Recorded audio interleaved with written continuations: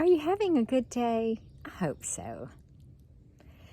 You know something? It's summertime where I live. I live in a place called Alabama, and it's very hot here. And one of the things that people like to do when it's very hot is go swimming. So this storybook is actually a very, very old one. I liked this when I was a little girl. And it's about some children who learn how to swim. They take swimming lessons. And this is about their lessons and what they learned. And I hope you like it. Okay, and it's called Little Swimmers. Okay, let me see if I can get around here so I can read. Little Swimmers.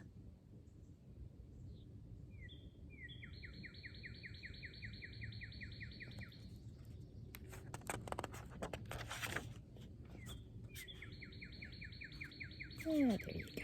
You can see it now. The crowd of happy vacationers had gathered at the boat dock to wait for the regatta and swimming meet to begin. Tim and Julie stood close to Mother so that they would not be squeezed. Finally, Tim pointed out into the lake. Here come the sailboats. Soon the boats sailed by, their graceful sails billowing in the breeze. They skimmed across the water like silent, speedy birds. Julie's eyes sparkled, and Tim saluted smartly. Someday we'll sail in a boat too. Mother smiled, but first you'll have to know how to swim.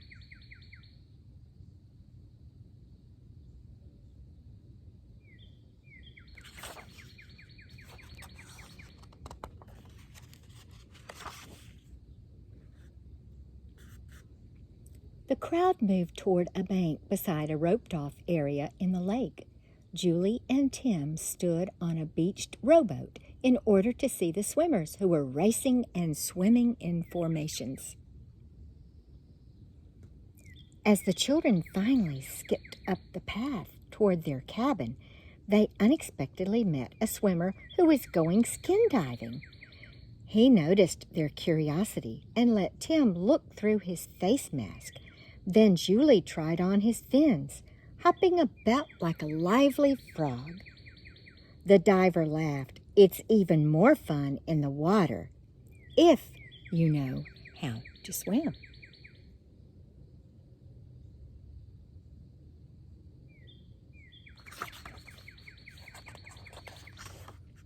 From that moment on, Tim and Julie knew what they wanted most: swimming lessons. They reminded Mother every day, even after they had returned home from their vacation and school had begun. One day, right after school, Mother met them at the door. "Don't take off your coats," she said. "We're going someplace." In no time at all, they were climbing the steps to a large building. Once inside, Mother shook hands with a friendly man who was wearing a jacket over swimming trunks. "Children, this is Mr. Johnson, and he is going to teach you to swim." Tim and Julie were almost speechless, but not quite. "Thank you, Mother."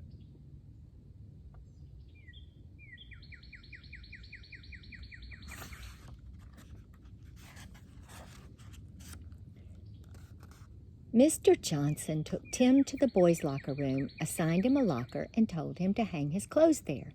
Julie changed in the girls' room where she met another little girl named Jennifer. Together they walked out to the swimming pool and sat down on the edge of it with the rest of the class. Mr. Johnson blew his whistle. This meant listen. After he introduced himself, he told them what to expect. "The first thing you must learn is how to put your face in the water. We call this bobbing. Then you'll practice blowing bubbles or bubbling. After that, you'll learn how to open your eyes in the water and look at your toes."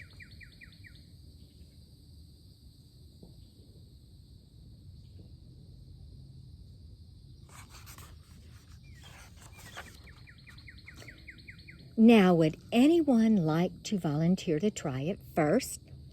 Tim raised his hand. This is how he looked as he followed Mr. Johnson's instructions. Then the class held hands and tried the same thing.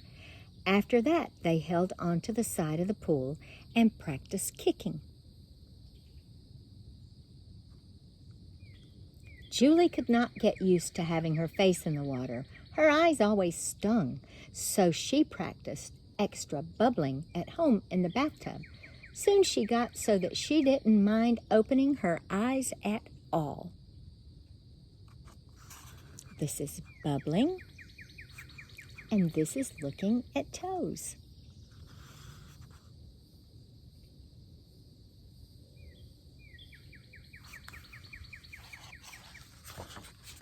The pool was a merry place at class time. Tim might be seen bending over, grasping his ankles in a jellyfish float.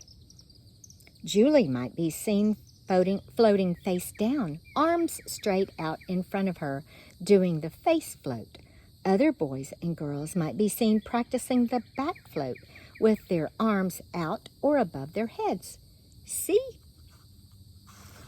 There's the jellyfish float, and the face float, and the back float.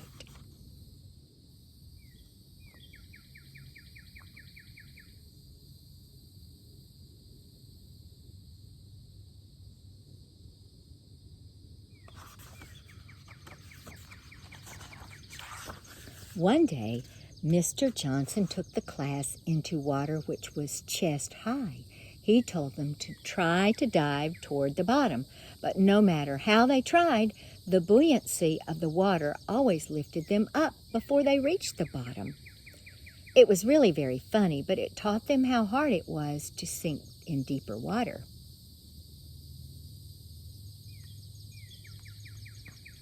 Tim and Julie learned the importance of using their arms and legs. They practiced the flutter kick in the pool and out of it. They always tried to remember to keep their knees rather straight as they kicked, like this.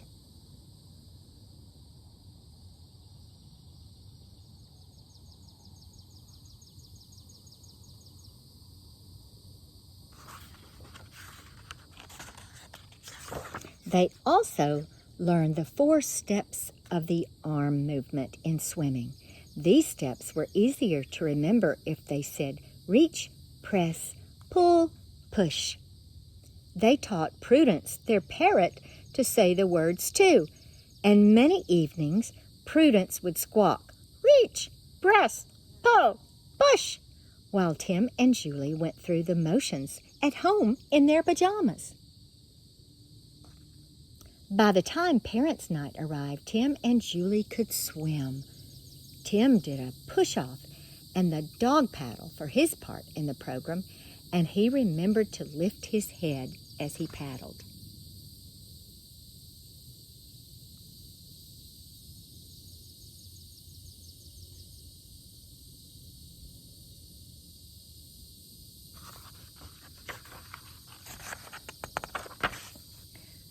Julie demonstrated sculling and the crawl. Other students did the butterfly and breaststrokes. Didn't everyone do well? The crawl, the butterfly, sculling, and breaststroke.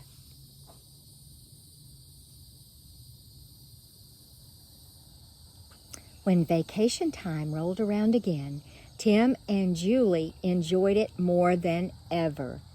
Now that they could swim, Mother and Father took them speedboating occasionally. How they bounced every time the speeding boat hit a wave. They especially looked forward to the regatta and swimming meet.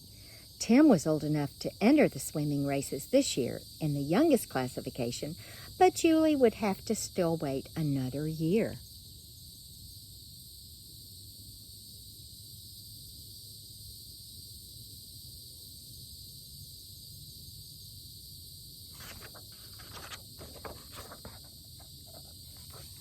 Finally, the big day arrived. Tim crossed his fingers for good luck, then pushed off when the starter signal rang out. Julie stood on the bank and cheered him on. Tim swam very well, remembering to keep his ankles flexible and his arms relaxed. At the end of the race, he learned that he had finished in second place.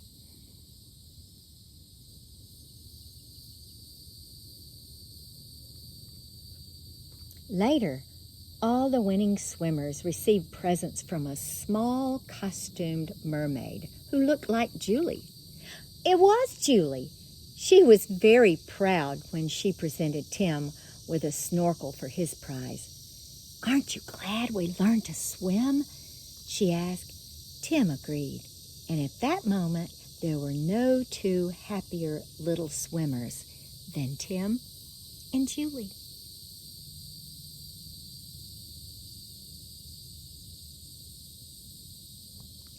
The end.